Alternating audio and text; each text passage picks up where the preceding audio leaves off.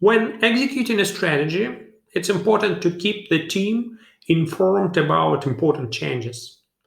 The alerts function in BSC Designer Online will help to address this challenge. All notifications that the software generates can be managed on the Alerts tab.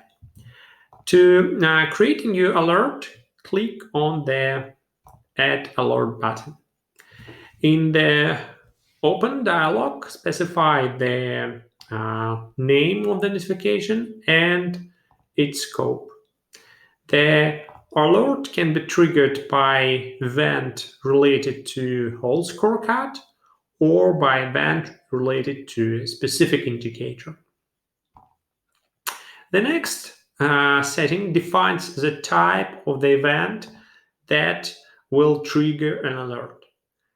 Depending on the selected event, the settings below will be changed. For the alert on the change of KPI value, you can select the type of change that you're interested in.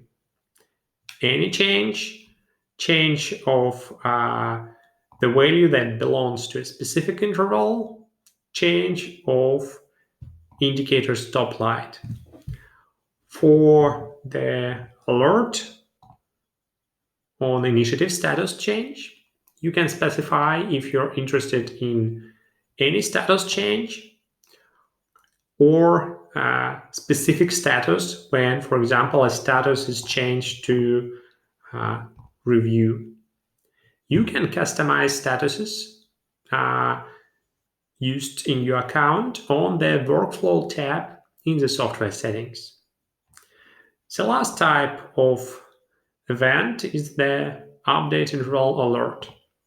With this alert, you can stay informed about the upcoming update interval or be informed about indicators that were not updated on time. We have a separate video where you can learn about other practical applications of update intervals. To finalize the setup of an alert, specify some user from your account as a recipient of an alert.